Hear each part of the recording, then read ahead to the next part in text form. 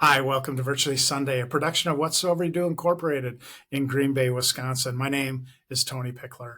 This week I've been watching a National League Championship Series featuring the Brewers and the Dodgers.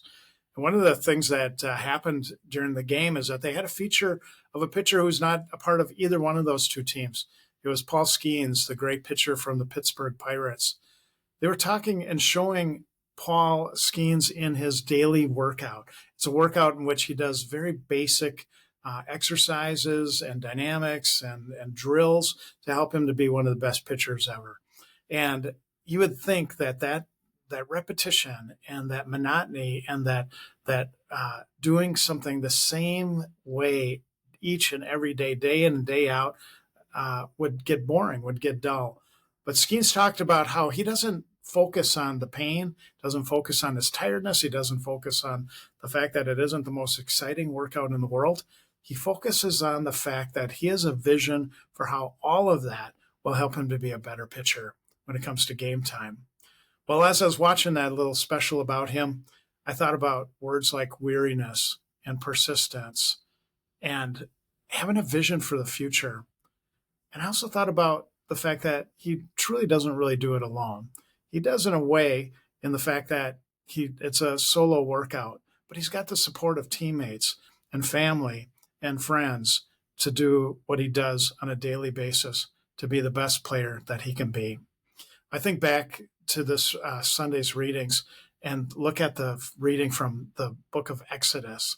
It's the famous story about Joshua going into battle with the Israelites against Amalek. And Amalek had a great army, and Joshua had a little band of kind of misfit Israelites.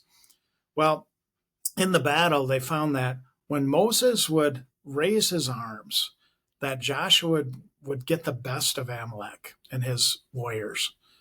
But when Moses' arms went down, then it reversed. Amalek would get the best of Joshua's army. So they told Moses, you got to keep your arms up. The problem was that Moses would get weary and his arms just couldn't stay up any longer. And so they propped his arms up. They had people who would prop his arms up so that they would never drop and so that Joshua's army would win the battle. And they did.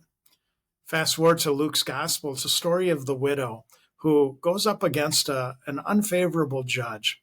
And she wants a favorable ruling for herself, but he's not giving it to her.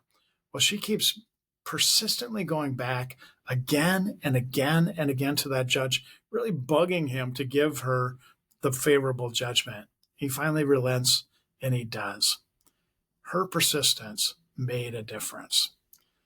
Well, the point of the story in the gospel is that our prayer and our persistence in prayer also makes a difference, which gets me to ponder and wonder about what is the nature of prayer? What's the purpose of prayer?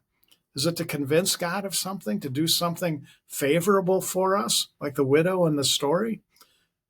Jesus in the parable about the widows teaching us that prayer is not about convincing God to act on our behalf. It's about forming our hearts to trust that God already is. God already is on our side. God already is in love with us and in a loving relationship with us. God's present in our life. The persistent, daily, sometimes hard, monotonous, sometimes dull and dreary prayer life, kind of like a Paul Skeens workout, stretches our hearts. It deepens our faith, and it deepens our love for God and for others.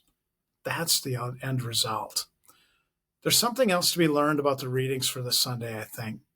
We don't do any of this alone. Moses needed the companions to hold up his arms. The widow, by nature of being a widow in the first century Middle East, couldn't survive on her own either. She needed others, as she was one of the most vulnerable classes of people in that land at that time, along with children, along with poor. We don't walk this faith journey alone. We walk it together. We hold each other up. We encourage each other when times are hard or we're down. So this week, let's hold each other up. Let's hold each other up on this journey of faith that sometimes can be dull, sometimes can be hard, sometimes can be monotonous, but always there is a journey. Let's not do it alone. Let's count on one another and let's do it together. God bless you.